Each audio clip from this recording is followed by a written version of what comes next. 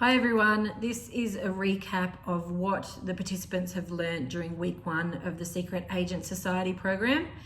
You will get a video like this each week from us just to keep you up to date about what the participants are learning during the program.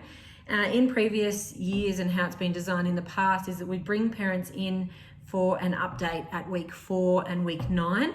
But we find that then sometimes there's a bit of unknown in the middle because not all of our participants are good at coming home and telling you what's happened during the session. And so if for some reason you've missed a session or one of the therapists hasn't been able to give you a bit of a debrief straight after the session, then this is what these videos are for, is just to give you that recap of exactly what's happened and the expectations for what you can do at home to support us to integrate these skills and to help your child to learn these new things that they're practicing each week. So basically for week 1, we're really just setting the scene. We're making everyone feel welcome.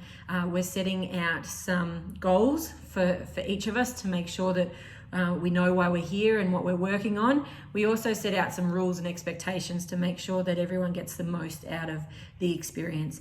Some of the people that are coming along to the sessions are working on waiting and turn taking and social skills, and we find then if we set really clear rules and expectations at the start, then it just makes it easier for everyone to understand that when this is the expectations when I come in, that I'm not going to interrupt people when they're speaking, or I'm going to put my hand up if I want to say something, or I'm going to be respectful of other people's feelings, that sort of thing. So we try and keep things nice and clear. What we also like to do is come up with some rewards, and this is something that we want your participant or your child, teenager, to come and talk to you about when they get home and at some stage during the week, is that we've encouraged them to think about things that are motivating for them, and we want them to talk to you about this as well, because each week during the program we're going to set a mission for the participant to follow up at home. But some of those missions are going to be really tricky for them. They're going to make them, push them out of their comfort zone, and maybe make them feel a bit uncomfortable. And so we need to make a reward for each of those challenges to make it feel worthwhile for them. And so examples of some of the rewards that generally come up are things like be rewarded with extra screen time, maybe get rewarded with dessert one night a week, or a special meal, or a small toy, getting to go to the park, getting to have extra free time, getting to do a special activity with mum or dad. So there's some examples of some of the rewards that are most common. Some people staying up a little bit later at night might be a reward. So we need it to match the reward, to match your child, to be something that's motivating to your child, and we need you to follow through on it straight away. And I'll explain how you follow through on that in a little bit. But if you can just make sure that your child has listed down at least 3, maybe 5 rewards that are motivating for them, and have a bit of a talk about them. Make sure you agree on them too. Some of them might not be achievable. So we had one come up the other day, which was to stay up all night. And I'm like, I don't know if mum or dad is going to agree to that one. So just need to be a bit mindful of that and make sure there's something that you both agree on. Now, each week, your child will get some special cards. They look like this. Those cards will sit inside their little blue folder.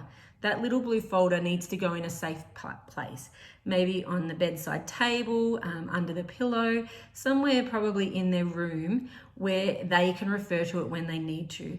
It's something that if it goes to school, it's got to stay in a special part of their bag. It's not something that's designed to be shown to everyone else. It is one of their secret agent tools that needs to remain secret, basically. So definitely something that you and them can chat about, but not something that they go showing everybody else. We want to keep that as secret as possible, because that's what they can use to reflect back on if they need help with anything. Now, hopefully everyone's been able to log into the computer game challenge. That is something that you can start now. If you haven't started level 1, then you can jump on and finish level 1 across this week. That just helps to reinforce the skills that we've been practicing in our sessions. And each week you'll keep progressing in the video game. You can move ahead at any time. You don't have to just do level 1. You can keep moving ahead through the levels. But we ask that if you can do level 1, it will well reinforce the skills that we've been teaching and learning. The other things that we've been focusing on so far is around detecting expressions. So being able to read people's facial expressions. So we're going to work on reading their own emotions, but first we're helping them to read emotions of others. And so we want to read facial expressions, we want to read tone of voice. And so we've been doing some fun games with the walkie-talkies, playing charades around reading emotions. So that's something that, that we would love you to reinforce. The way that we would love you to reinforce that is through our Target Skills Tracker card. So it's a little card, it looks like this. It'll come home with your child after the session. This will come home each week with a new challenge on it or a new mission on it. And the mission says what the target skill we're trying to teach is, and there'll be a symbol. And on the other side of the card will be how often they need to practice it. And if they tick off and practice it the number of times that we have asked them to, then they get the reward. And that's where you work out with them which reward they're going to get for completing these missions. So the mission for this week is around reading people's body cues, and it's about becoming a spy. So they're practicing straight up their secret agent skills. So they've got to pick someone to spy on. And then we've already talked to them about how to discreetly spy on someone. And then we're looking for certain things when we're spying on them. And this is something you can just talk to them verbally about, like who did you spy on today and what did you discover? Or you can use this worksheet here, which is in their book. So the secret spy mission. So it says, where did you spy on people? What emotions did you detect them feeling?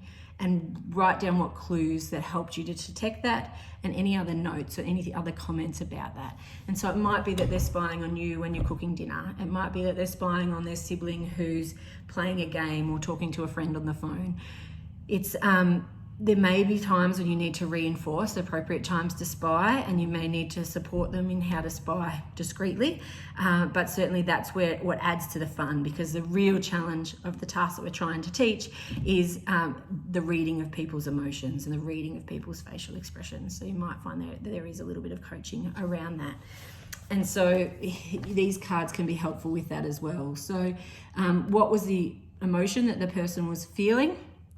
What was the situation that the person was in, so they learned to understand the context of that, and what voice clues showed that they were feeling that way, what did they do with their voice, and were there any other clues that indicated that that's how they were feeling. And obviously they can draw a picture if they want to. So these are just prompts for you to use with your child or your teenager to help them keep practicing and reinforcing the skills that they've learnt. We don't want you to have to force them to do this. This is not something that should feel like a chore. So it's something that it can just be discussed, and often the car is the best place to have these discussions. And we really want to make sure that it's a fun, light-hearted conversation and not something that's adding more pressure to your week or adding more pressure to their week. So there are the focus areas for week 1. Like I said, you'll get a video like this each week, and we will share just a brief overview of what we've covered that week and what we would love for you to follow up at home. By doing this, it just makes sure we're going to get the best outcomes. We already know that this is an evidence-based program. We already know how beneficial it can be, but really the benefits come from the buy-in from you, the buy-in from the school, the buy-in from the participant, and that repetition and practice and putting these skills that they're learning into use in their everyday life. If you've got any questions, if you need to speak to one of the therapists running the program, please give the office a call or make a time with them after one of the sessions. You can send them an email. And oftentimes we prefer not to talk about the child or the teenager in front of them. And so we will prefer to give you a call or make a time to see you face to face, perhaps without them, so that we can have more open discussions about how best to support their needs. So if you've got any questions, we'll look forward to hearing from you. Otherwise, I'll see you all next week. Thanks.